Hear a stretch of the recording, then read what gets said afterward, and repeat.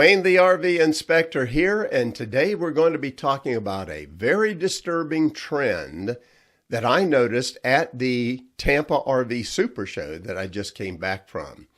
Now, of course, there was a lot of great trends there too, and I'm going to be covering those in the weeks and months ahead, but this is an important one that you really need to know about, and that is that many RV builders are starting to stuff so much equipment and features and amenities in their RVs now that in some cases they just have very little room left for cargo carrying capacity. Now you may be asking, well, what is cargo carrying capacity? It's simply the amount of weight that you have left for all the things you want to take with you after the manufacturer has finished building the RV. It's the only amount of weight that you can take with you without being overweight. Well, you may not notice the cargo carrying capacity before you actually buy the RV. I didn't see very many people checking it. Most people don't. They just buy the RV and then they stuff all the cargo in they want to take with them. And maybe they think, hey, let's go weigh the RV and make sure it's not overweight. And then they suddenly find out they're seriously overweight at that point. And if that's the case, unfortunately, my friends, it's too late. You have bought the RV.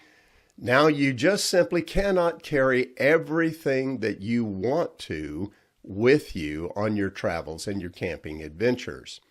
So the question obviously comes up, well, how much cargo carrying capacity do you really need to have in an RV?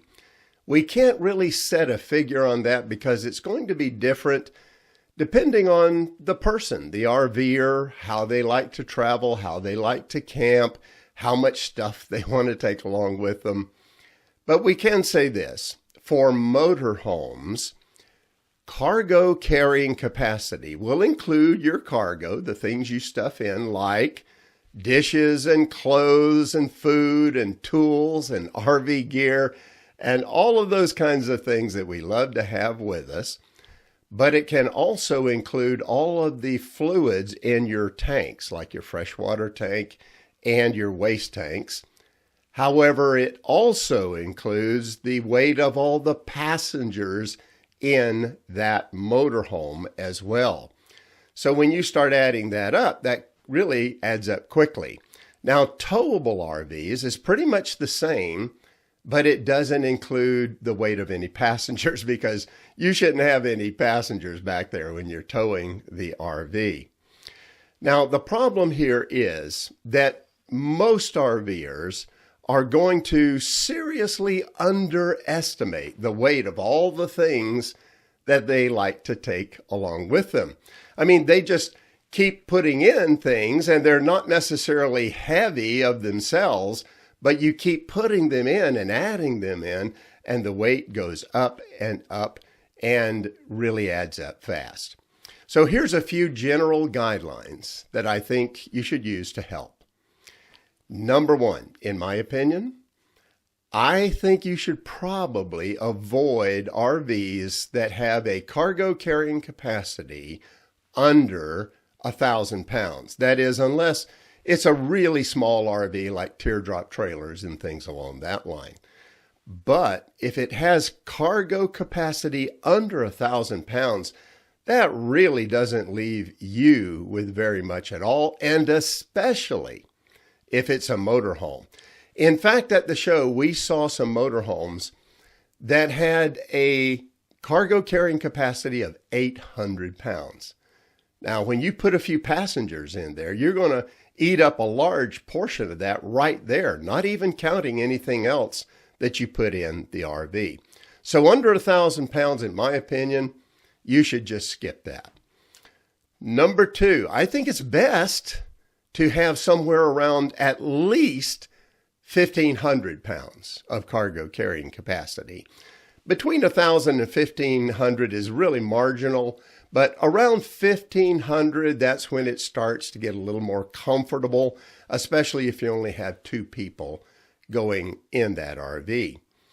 Now, number 3, though, is anything above 2,000, 2 to 3,000 plus, things are going to get a lot easier at that point. For a cargo carrying capacity, you should be able to take pretty much anything you want with you and not have to worry about safety if you're loading your RV in an average way. Here's the problem. I found that many RVs at this show were under 1,000 pounds. And some of the worst offenders are in that small Class C category. So take a really good look at that. However, keep a watch for travel trailers. Several of them were under 1,000 pounds. Also Class B RVs and even gas-powered Class A's. Now, the problem here, too, is that it's not just one brand or even the poor quality brands we're talking about.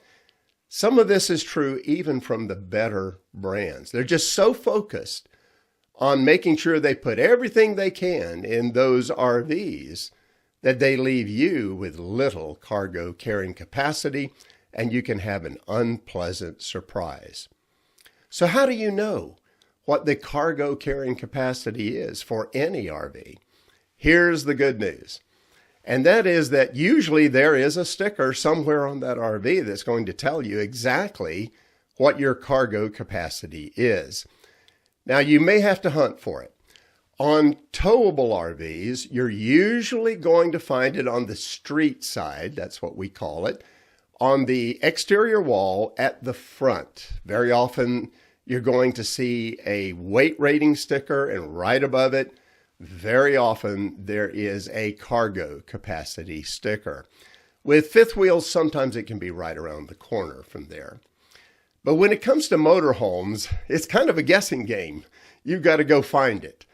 And in some cases, it's going to be right in the door jamb of the driver's door. However, it could be in the door jamb of the passenger's door. It could be on the door of the RV or in its door jamb. It could be in a cabinet somewhere, or it could be on the wall next to the driver. You've got to start looking around to find that sticker, but it is somewhere in most cases. Now, there is another way to determine this too.